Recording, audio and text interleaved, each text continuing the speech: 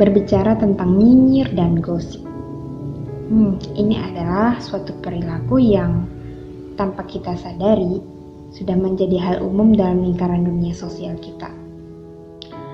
Pernah nggak sih setiap kali kita bertemu atau berkumpul bersama teman-teman, seringkali kita membicarakan orang lain sebagai topik hangat untuk merekatkan kebersamaan. Mengapa ya demikian? Karena dalam konsep nyinyir dan gosip itu terdapat sense of in group ketika kita membicarakan orang lain di luar kelompok nyinyir kita. Kita pun merasa aman karena kita kira semua orang menjelekkan dia dan mereka di luar sana. Padahal tanpa kita tahu, setiap orang yang membicarakan orang lain di depan kita itu memiliki potensi besar untuk melakukan hal serupa di kelompok nyinyir yang lainnya. Rasanya kita seperti tidak pencerita lain ya. Topik-topik seperti hiburan, pengalaman konyol, ide-ide, mimpi dan cita-cita seakan tidak lebih menarik dibandingkan membicarakan orang lain. Di tengah dunia yang menuntut kita selalu tampil sempurna, mengetahui keburukan orang lain seolah menjadi obat penenang yang membantu kita untuk menarik nafas sejenak. Karena kita tahu ada dia yang kurang sempurna di luar sana. Dunia ini menuntut kita berkompetensi menjadi yang terbaik. Rasanya kita sedang berkompetisi dengan semua orang.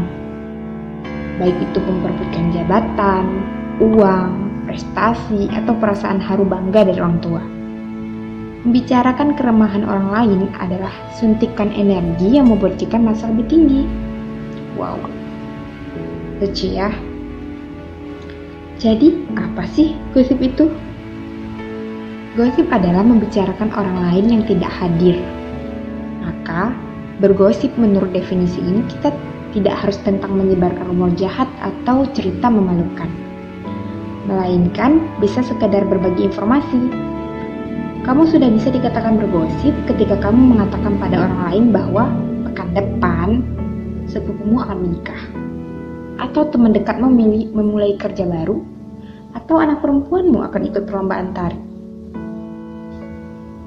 Yuk kita tampilkan penelitiannya. Penelitian menemukan bahwa setiap orang setidaknya menghabiskan waktu 52 menit per hari untuk bergosip.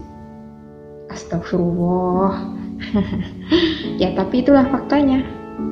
Hasil penelitian juga membuktikan bahwa wanita lebih menyenangi dan menghabiskan lebih banyak waktu untuk bergosip daripada pria.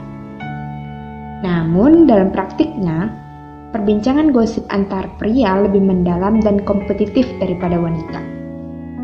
Mengapa ya demikian? Pria lebih cenderung bergosip soal pencapaian orang lain, sementara wanita bergosip soal kejelekan wanita lainnya untuk meningkatkan penilaian orang lain kepada diri mereka sendiri. Patut diingat bahwa meski wanita lebih menyenangi gosip, bukan berarti bergosip adalah bagian dari kepribadian mereka.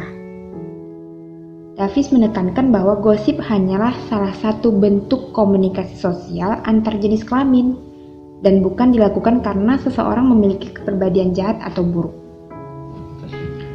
So, alasan bergosip kenapa sih? Mengapa ya kita doyan bergosip dan lain sebagainya? Yang pertama, terkadang nyinyir dan gosip kita lakukan karena kita tidak bisa menerima kekurangan orang lain. Ya misal seperti orang yang sensitif, yang sedikit lambat berpikir, yang kurang bisa bersosialisasi, yang kulitnya lebih hitam, yang lebih pendek dan yang lebih-lebih yang lainnya, yang nanti seringkali kita jadikan bahan bully, nyinyir, atau gosip. Nampaknya susah sekali bagi kita menerima perbedaan. Padahal jika kita mau sedikit berbesar hati, mungkin saja teman kita yang sensitif memiliki masalah kekerasan rumah tangga, teman kita yang lambat berpikir memiliki IQ di bawah rata-rata, atau teman kita yang kurang bisa bersosialisasi karena dia memiliki trust issues di keluarganya. Alasan lainnya, kadang nyinyir dan gosip kita lakukan karena kita tidak berani jujur pada diri sendiri. Kita tak tahu topik apa lagi yang bisa diperbincangkan. kita merasa tidak begitu terkoneksi dengan teman-teman di grup kita. Kita tidak berani menceritakan isi hati kita, kelemahan kita, kekhawatiran kita. Akhirnya, topik mengenai keburukan dan kelemahan orang lain menjadi topik yang paling netral dan bisa merekatkan hubungan pertemanan. Nyinyir atau gosip juga bisa dijadikan sebagai hiburan. Gosip juga memiliki fungsi sebagai hiburan. Sejumlah penelitian mengungkapkan bahwa masyarakat bergosip untuk mendapatkan kesenangan belaka, bukan untuk tujuan tertentu lainnya. Kesenangan inilah yang membuat orang-orang sangat nyaman terlibat dalam percakapan yang mengandung gosip. Dalam penelitiannya pada masyarakat pedesaan Spanyol, Gilmore menemukan bahwa masyarakat pedesaan sangat menikmati gosip karena gosip merupakan sumber utama dari hiburan yang bisa mereka dapatkan. Ya, fungsinya hiburan inilah yang kemudian mendorong berbagai media massa yang banyak mengangkat tema gosip sebagai porsi utama dari tayangan atau artikel mereka. Selanjutnya, gosip sebagai pertemanan. Yang fungsi awalnya gosip adalah merekatkan tali persahabatan dan ikatan dalam kelompok yang lebih luas. Melalui gosip akan tercipta pertukaran informasi yang kemudian menjadi norma bersama. Lalu menciptakan batasan yang jelas antara in-group dan out-group. Pertukaran informasi yang tadinya bersifat privat antara satu orang dengan orang lain pada tingkat kelompok berkembang menjadi pengetahuan, norma, dan ikatan kepercayaan kelompok.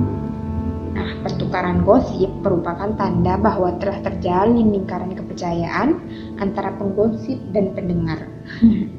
Bila pertukaran ini terus terjadi, maka kerekatan dalam persahabatan dan kelompok akan meningkat. Selanjutnya, alasan kita bergosip adalah sebagai alat untuk mempengaruhi. Yes, fungsi gosip menurut Forrest adalah sebagai alat untuk menyebarkan pengaruh di dalam masyarakat. Gosip biasanya digunakan sebagai hukuman sosial bagi orang-orang yang melanggar norma dan ketentuan masyarakat setempat. Melalui gosip, anggota masyarakat juga dapat memahami peran dan tingkah laku apa yang diharapkan darinya oleh masyarakat. Sebagai alat untuk mempengaruhi yang bersifat evaluatif khususnya ketika membicarakan moral. Gosip juga memberikan pendidikan kepada para pelaku atau pendengarnya tentang norma-norma sosial yang diharapkan tetap tegak di masyarakat. Terus, apakah gosip akan selalu terlihat negatif? Gosip memang memiliki kesan negatif karena sering digunakan untuk menjatuhkan orang lain yang dianggap tidak lazim daripada yang lainnya. Namun, bukan berarti gosip tidak memiliki manfaat yang positif. Penelitian lain pada tahun 2012 juga mengungkapkan bahwa bergosip dapat meningkatkan ikatan sosial dan kerjasama antara manusia. Selain itu, gosip juga dapat dijadikan sebagai alat kontrol sosial karena dapat mencegah seseorang berbuat egois. Namun, kembali lagi, pesan untuk kita adalah sangat banyak tipe-tipe gosip di dunia ini. Tapi ada satu jenis gosip yang sebaiknya dihindari, yaitu gosip yang bisa membahayakan dan tidak punya tujuan atau manfaat yang lebih besar. Jika Anda tidak punya sesuatu yang baik untuk dikatakan, sebaiknya tidak usah mengatakan apa-apa tentang orang lain. Gosip dapat melemahkan meridian tubuh dan organ-organ tubuh tertentu, baik yang menyebarkan gosip maupun yang digosipkan.